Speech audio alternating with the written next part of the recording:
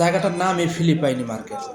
এখানে আসলে দেখা যায় ফিলিপাইনি ছেলে এবং কি মেয়ে, তাছাড়া বাংলাদেশি, পাকিস্তানি, ইন্ডিয়া এবং কি সৌদি আরবের বিভিন্ন শ্রেণী পেশার লোকই এখানে আনাগোনা করে। তবে জায়গাটা অনেক সুন্দর। আশেপাশে যে বড় বড় বিল্ডিংগুলো দেখতে পাচ্ছেন, এই সমস্ত বড় বড় বিল্ডিংয়ের মধ্যেই এই ফিলিপাইনি ছেলেরা এবং কি মেয়েরা এখানে বসবাস করে। তাদের কর্মজীবনে কর্মঘণ্টার শেষে তারা এখানে এসেই তাদের জীবনের নিরাপত্তা খুঁজে পায়।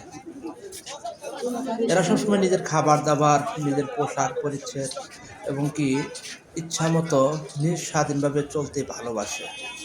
আর তাদের এই ভালোবাসাকে কেন্দ্র করেই এখানে গড়ে তুলছে কয়েকটি মার্কেট, যা মার্কেট থেকে তাদের ঐতিহ্যবাহী খাবার এবং কি তাদের দেশের যাবতীয় জিনিসপত্র এখানে বেচাকেনা হয়ে থাকে।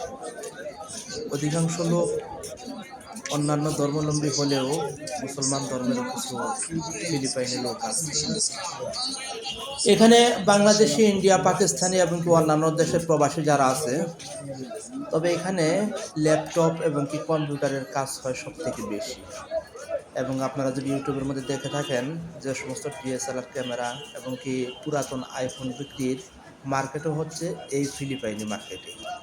এটাকে আরবি ভাষায় বলা হয় খামসা বিল্ডিং, মানে খামসা মার্কেট।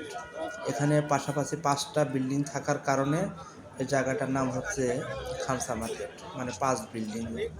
ফিলিপাইনিরা তাদের দেশ আমাদের বাংলাদেশ থেকে অনেকটাই এগিয়ে, কেননা তাদের 1 টাকায় আমাদের বাংলাদেশের 2 টাকার সমপরিমাণ, এখন তো আরও বেশি। কাজে তাদের চলন বলন, খাবার দাবার এবং কি কাজ কাম সমস্ত দিক থেকেই তারা অনেকটাই এগিয়ে। তাদের পোশাক আশাক পরিচ্ছদ এবং কি সবটা দিক দিয়ে ফিলিপাইনিদের গায়ের রং ফর্সা, চাই সে ছেলে হোক অথবা মেয়ে হোক।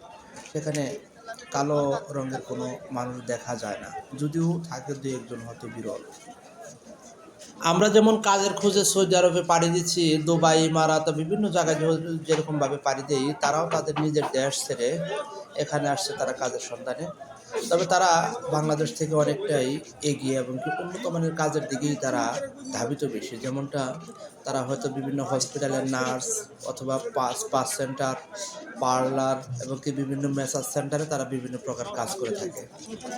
এখানে একটা ফিলিপাইনি মেয়ে একটা বাঙালি ছেলের সাথে কথাবার্তা বলছে।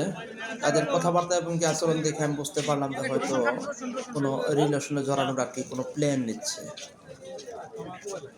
প্রিয় ভিউয়ার্স, একটা কথা সবসময় মাথায় রাখবেন, আপনারা প্রবাসী যারা আছেন বিশ্বের বিভিন্ন প্রান্তে ছড়িয়ে ছিটিয়ে, আপনারা যদি কোনো ফিলিপাইনি মেয়েদেরকে বিয়ে করেন, তাহলে অবশ্যই বিয়ে করার পর তাকে অবশ্যই বাংলাদেশে নিয়ে আসবেন।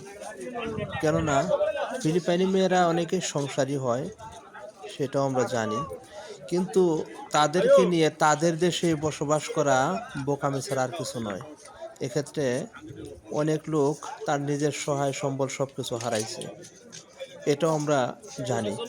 তবে যদি কেউ বিয়ে করেন, অবশ্যই তাকে বিয়ে করে নিজ দেশে নিয়ে আসবেন এবং তারা সেখানে আনন্দ তৃপ্তভাবে আপনাদের সংসার করবে। এই ফিলিপাইনি মার্কেট নিয়ে আমার পূর্বে আরও কয়েকটা ভিডিও আছে। আরও কয়েকটা ভিডিওতে আমি এখানকে ফিলিপাইনি মার্কেটের সম্পূর্ণ ভিডিও এবং কি বিস্তারিতভাবে উল্লেখ করছি। তাদের দেশ, তাদের চলন বলন, খাবার, আচরণ এবং কি চলার স্টাইল, সমস্ত দিকটাই আমি আগের ভিডিওগুলোতে তুলে ধরছি এবং কি তাদের ধর্মীয় আচার আচরণ বিধি সহ। আপনারা চাইলে আমার পূর্বের ভিডিও দেখে আসতে পারেন। বন্ধুরা, আমার ভিডিওটা আসলে কোনো খারাপ উদ্দেশ্য নিয়ে বানানো হয়নি।